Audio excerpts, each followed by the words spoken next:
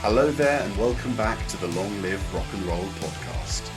Following the success of the eponymous grunge-inspired debut album, Dave Grohl recruited Pat Smear and Nate Mendel to join the Foo Fighters and help him write the next record.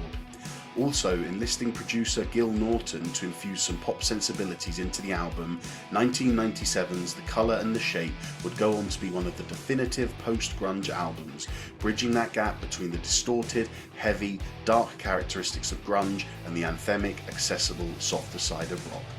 Joining me to discuss this album is my co-host, Mr. Felipe Amorim. How you doing, man?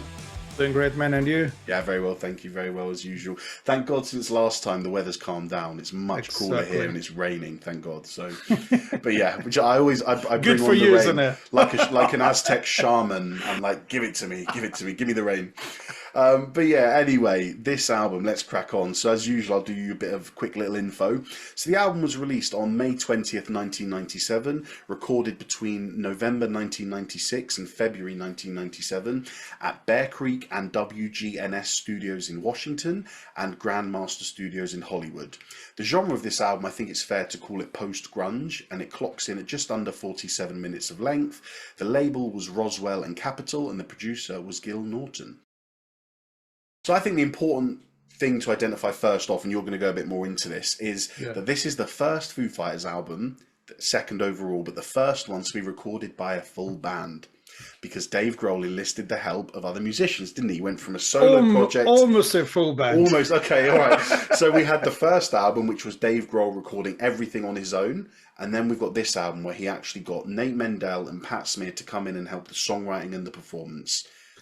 Yeah, but they also had a drummer who was not featured in the album. William, I don't know his name, sorry. Goldsmith.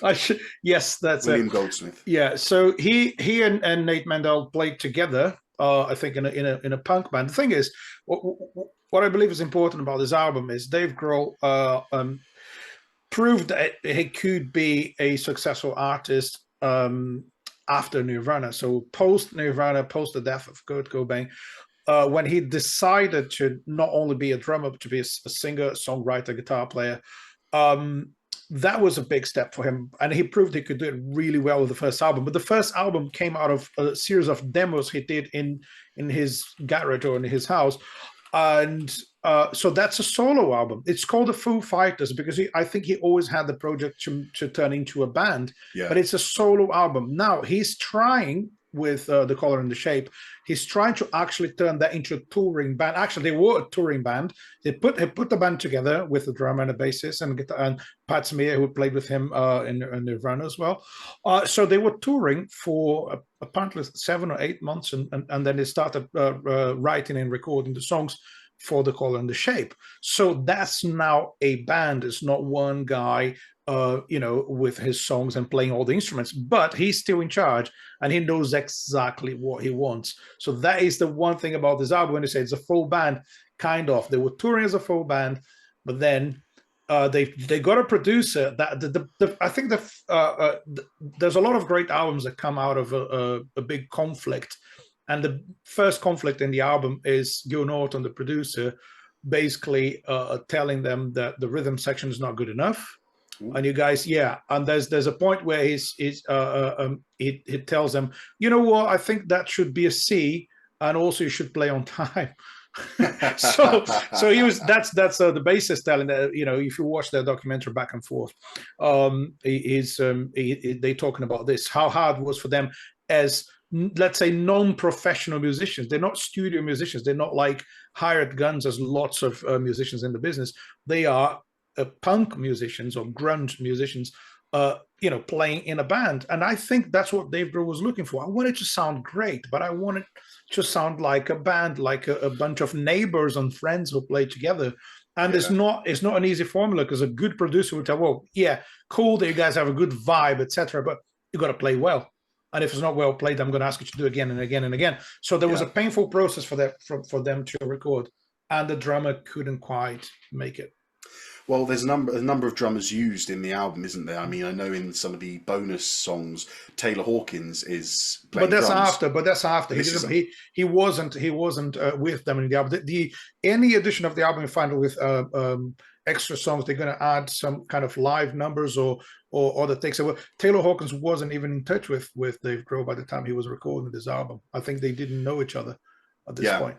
Yeah. So William Goldsmith did a bit of drumming. Yeah. Dave did the rest. Yes. Excellent. No, basically he did all of it. Is there a story behind this? That's the story. Is they recorded the whole album, and then Dave Grohl was like not happy with the drums. And it's like, I really want the drums to sound exactly like I have them in my head. And he says it's a difficult thing. If you're a songwriter who happens to be a drummer, you're going to be quite demanding with your drummer. Yeah. And he was happy with his live performances, but not with the studio recording. So he went there and re-recorded one song. So that's why it's being done in two different studios. So he calls the band to the other studio without telling the drummer and says, can you just redo some of the guitars here? Why? Oh, because I started the track again. I recorded the drums from scratch myself because I wasn't happy. They say, okay, cool. So Pat Smear says he got a lot of phone calls from Dave Grohl. So coming back to the studio to re-record stuff. I said, why are we doing this? Oh, I started to re-record the drums, this and that. So in the end, he recorded all the drum tracks because he wasn't happy. And obviously the drummer wasn't really pleased with that. And I think he quit the band immediately after that. Because in the videos, Taylor Hawkins is in that video, isn't he? Everlong. So they must have got Taylor after the drummer quit, right? Exactly. He is in the video. He joined the band, I think, probably just before they released the album. Right. But when the album was being recorded, I don't think they were in touch. I might be wrong about this, but I don't think. Yeah, I don't think he didn't participate on the album itself, but he joined the band for the tour. Yeah. Immediately after this, and the videos. So that drummer is not, I think he's not even listed in the album, and or he did just the demos or whatever. So right. So that's the second bit of conflict. One, you have a producer who is used to do like high quality recordings with professional musicians, recording a punk band, and the other bit of conflict you have is the songwriter saying, I don't like the drums, I'm going to do them myself. And he is one of the most iconic drummers in the history of rock and roll. So kind of a tough job to be a drummer in his band. Yeah, for sure. But I mean, I suppose we just say, sometimes, especially with artistic integrity that Dave Grohl has, he won't put out a product that he's not happy with. And I suppose the result of this is actually a positive thing because the drumming on the album and the production sounds exceptional. It's brilliant. Just a quick note that Gil Norton has actually worked, when you said a bunch of other bands, most notably at that time he worked with the Pixies before. And for anyone who is new to the show, down in the show notes we have a dedicated playlist where we've got every song of the album plus anything else we mention or that we'll mention in the rest of the episode. But yeah, I mean, I want to start off by talking. I mean, obviously we started off, but in terms of the getting into the album, and mainly because I'm distracted by that thing, by the background of your screen. The video for Everlong. The video for Everlong, and these three songs, they're three biggest hits from this album: Everlong, Monkey Wrench, and My Hero. These are the first songs that ever got me into Foo Fighters. And I'd say I'm a good fan of them. I'm not their best fan. I don't think they're the best band in the world. But what I've heard, I really enjoy. So much so that we actually went to go and see them at the London Stadium earlier this year, and it was fantastic. One of the best live bands I've ever seen. Honestly, incredible. But these three songs were iconic because every time it used to come on the TV, even if you didn't like the song, you'd watch for the video because there's that great transition where Taylor Hawkins, I think he's dressed up as like the Goldilocks and the Three Bears. That's the old story, the folk tale. There's one part where he's dressed up as Goldilocks, and doesn't he throw off the costume and he's at the drums? There's just that one moment, and I loved that transition of how they did it. So these three songs were actually my introduction to Foo Fighters, and whilst I have a lot of nice things to say about this album, they are the standouts, aren't they? The three singles, three songs that really prove what this album is about. And this is an album now that's been recorded, 20 years ago, 20-something years ago. And they still play My Hero, they still play Everlong, is still one of the songs that everyone expects them to play. It's a stunning song, isn't it? It's one of my favorites, I think. For a generic rock song, it is just amazing. Yeah, everything just hooks you in. I like the generic. Well, Foo Fighters fans are gonna love this. But I'm a Foo Fighters fan, so you can't ever go at me. I mean that it's a simple guitar riff, verse, chorus, bridge, outro. Generic mainstream rock. would you agree with me if I say that when you say the generic stuff makes sense because Dave Grohl uses a lot of pop songwriting formulas? What do you think about that? Would you agree Yeah, with me? yeah, I If you completely. strip down to guitar and vocals or acoustic guitar and vocals, they could be great pop songs. I'd argue they are pop songs Yeah, with rock instrument yeah, with rock exactly. instrumentation, They would and work as a like a soft pop for radio, the same way they work as a kind of hard rock or grunge, yeah, isn't it? absolutely. And I think that's what's so special about this album. And to try and emphasize that, I want to talk a bit about grunge Mm-hmm. because this is a really important album, and for some of the viewers and listeners, you may not know why. So I'm just going to spend a few minutes talking you through the process of grunge. All Because right. as we know, Dave Grohl was a massive part of the grunge movement, being, oh, do you know what that guy behind you looks like, Felipe? He looks like the guy who drummed for Nirvana. Doesn't it? Anyway, right, so early 1990s, 1991, Nirvana released Nevermind, and that basically changes the scope of rock music. It kills off glam metal because glam metal was so over the top with the makeup and the hair and the spandex and the crazy wild solos. It killed it flat. People were bored of glam metal, and when they started seeing bands like Kurt Cobain and Soundgarden and Nirvana taking things a little more seriously, the world, and mainly America, was just kind of like, actually, we don't want this glam stuff anymore. We're going to take ourselves seriously. And that's where grunge came in. Now, the sad thing about grunge is that it only lasted a few years. In the it's sort of the early 1990s. I think you could say 1994 was its peak. But then the same year, Kurt Cobain kills himself. And essentially, he kills grunge with it. The grunge bands we know carry on for a few more Yeah. years, certainly Soundgarden and Pearl Jam, but the hype around it dies and it begins to wane. Now, late 1990s, you have a bunch of post-grunge bands retaining the emotion, the emotional themes and lyrics that we saw in grunge, but they adopt a more radio-friendly, polished, more produced style of music. And this is where bands like Foo Fighters come in. Cleaner guitar tones, way more structured songwriting, emphasis on melodies and anthemic choruses as opposed to the dark, depressing vibes that grunge generally gave us. So alongside this, some other bands that followed as grunge was dying out, we had this more mainstream kind of post grunge, as they call it, come through. And obviously you've got bands like Foo Fighters, Bush, Live, Creed, Collective Soul, all taking the remnants of the dying genre that is grunge, making it a bit more mainstream, well produced, a bit easier, a bit more accessible, leading us into the early 2000s, which we've done Stereophonics, Chili Peppers. That's that bridging gap between grunge and mainstream rock, let's call it. So there you go, just a quick little history on why this album is so important, and just a little more Thanks for detail. the free history lesson, man. Yeah, I there you love it. go. I love this. The first Foo Fighters album is great, and it's pretty heavy and grungy in places. Yeah. But I feel like you could hear that was a guy who just left a grunge band trying to do his own thing. Whereas this, he brings in Nate Mendel and Pat Smear, and together, this writing trio they had, it works so well because it ticks all the boxes. The shape and the oh God, that is it, isn't it? The color and the shape. What's it called? The shape and the color. The shape and the color. the shape and the fighter. The foo and the color. Whatever. The color and the shape has such a fantastic balance of heaviness, like at the end of Monkey Wrench, the end of the first 15 seconds of My Poor Brain, the outro of Enough Space, so heavy and so grungy, so you go as far as calling it metal. It's heavy. Well, And I he's think shouting. the song color and the shape is metal for me. If you listen to it, is for me is as almost as heavy as Pantera or There you anything go. like that.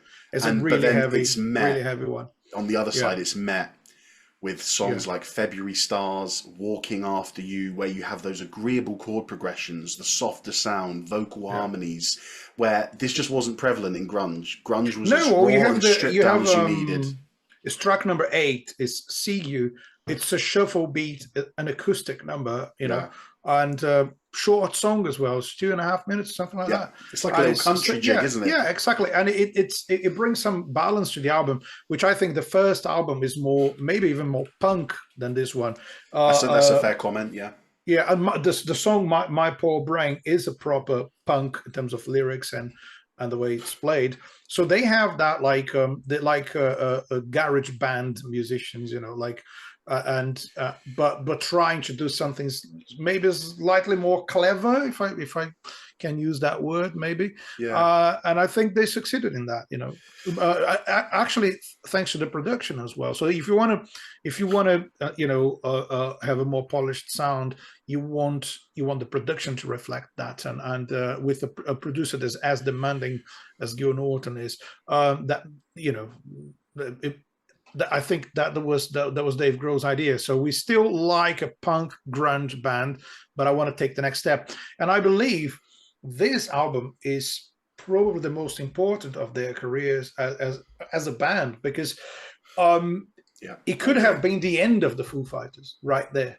If the album wasn't successful, I think so. Everyone would say, you know, that guy who played drums with Nirvana and did one solo album. Yeah, we've heard of him.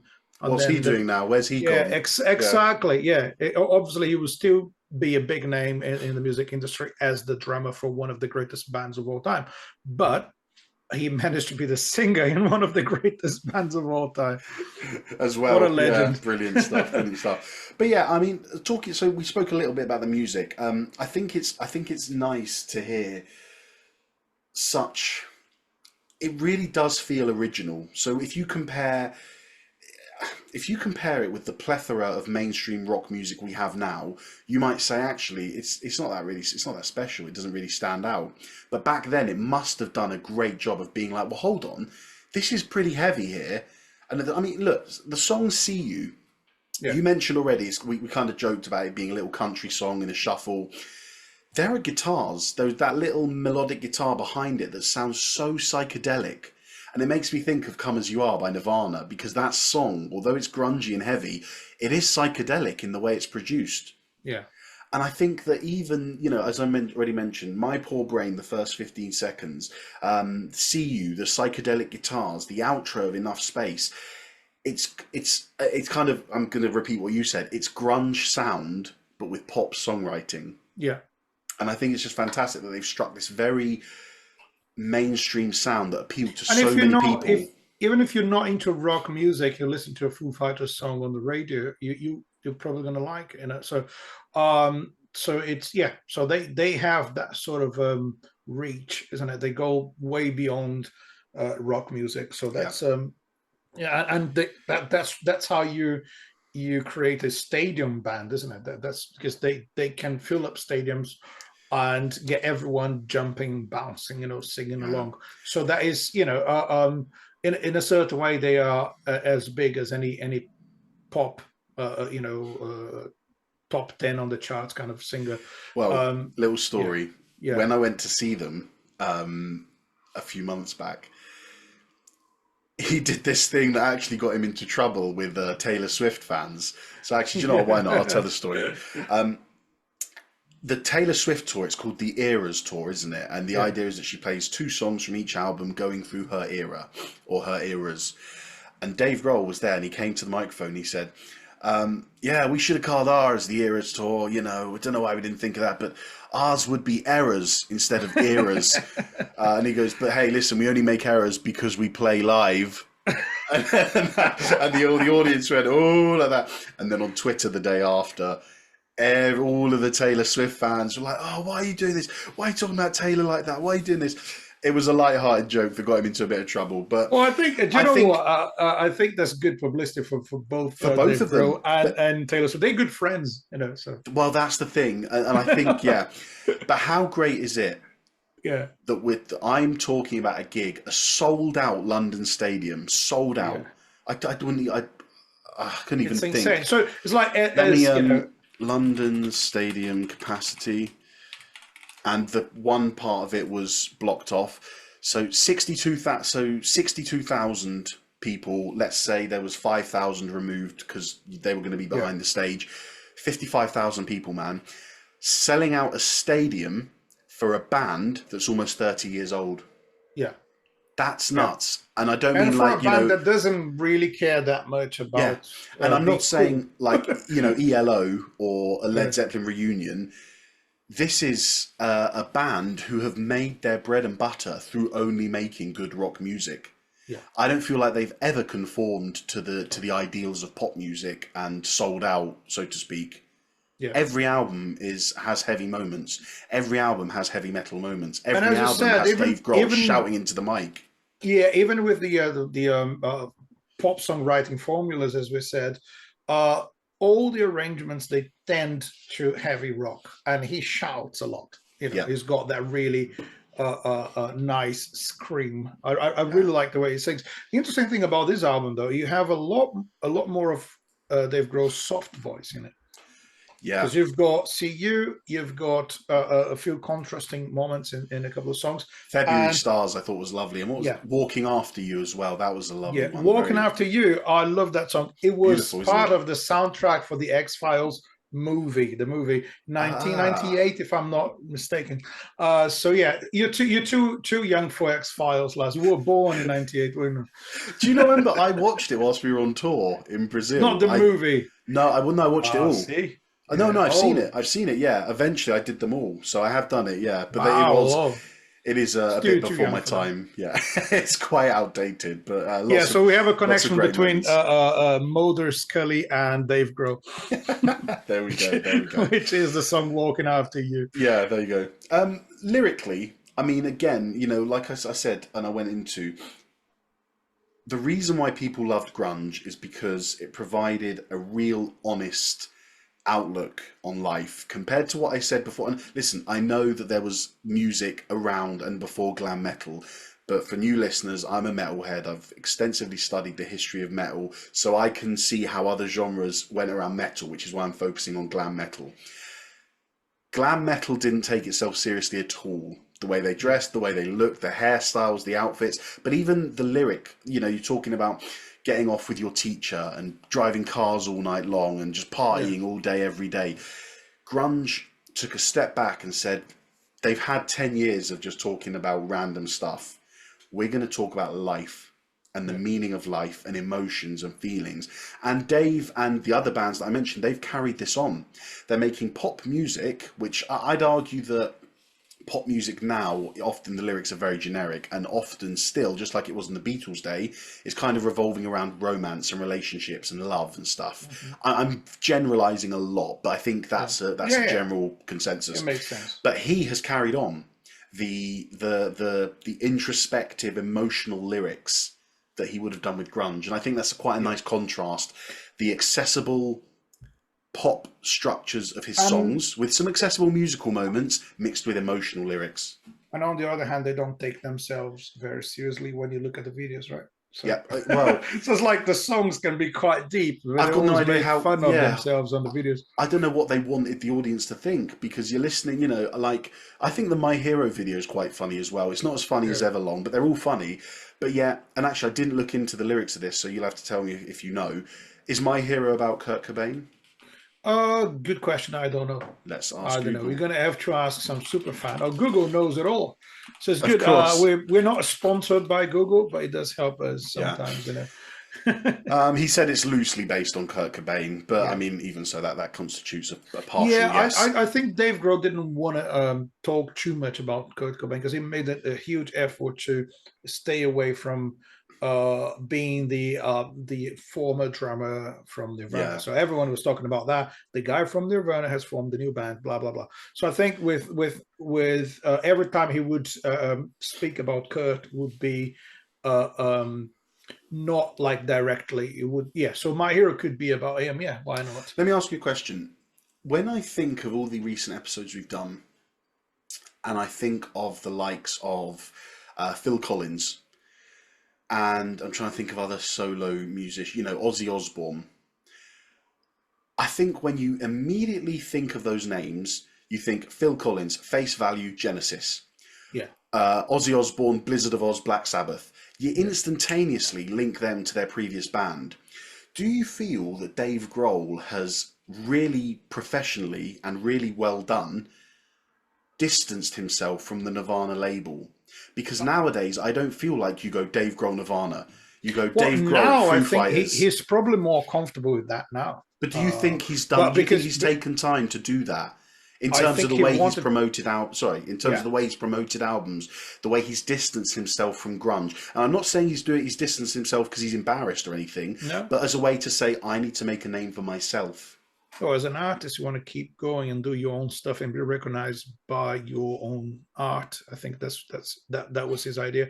And yeah, no, I think he did a great job in doing so. And I think, yeah, I believe if there wasn't a clear plan about it, that was his idea.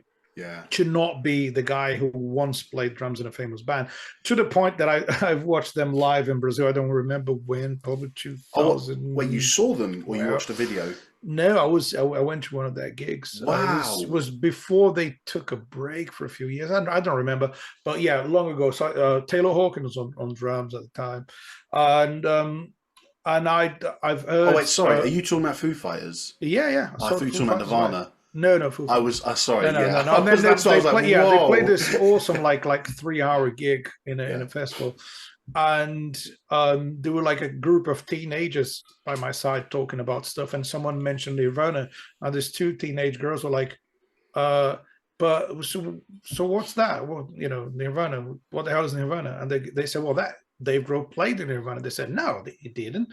And the guy said, no, he was Nirvana's drummer. And they were like, no, he's not a drummer, he's a singer.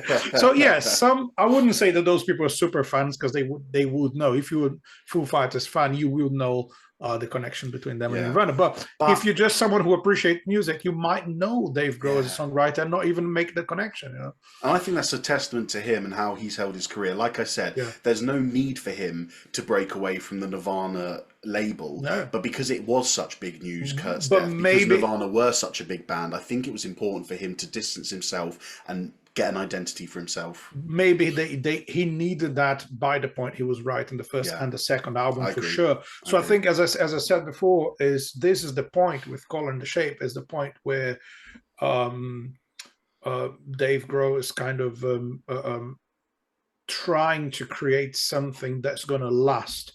The first album was more like, I've got these songs that I wrote, and as any drummer in a band, if Dave Grohl says that himself, it became a meme. What's the last thing a drummer says in a band? Oh, can we try one of my songs? so he probably tried that. It didn't work, and then he had those songs, and he had the tapes, and that's the first album. Color and the Shape is like, wait a minute, I want to create something that's going to last, maybe for a few more years, maybe for decades. And I need a band for that. And it's kind of a transition, because as we said, he didn't find the drummer he wanted. He had to be the drummer again, maybe even against his will, because he wanted the drums to sound a certain way. He couldn't find the right person. Eventually he found Taylor Hawkins, who was with the Foo Fighters until he passed away. But that was until he found Taylor Hawkins, he had to do that job. So it's kind of a transition between it's a process, doing everything and actually starting a proper band. But it seems that in a really good way, he nailed half of it in terms of getting the two of the right band members. Oh yeah, the sound's great and the songs are great, and they still with him. Yeah, exactly. Yeah, and I think you said he wrote an album to stand the test of time, and I think it has stood the test of time. The success this album reached is very inspirational, to be honest. Reached number 10 in the US Billboards, number 10 all across Australia, Canada, Greece, Ireland, New Zealand, Sweden, UK. It went platinum in the US, Australia, Canada, and the UK.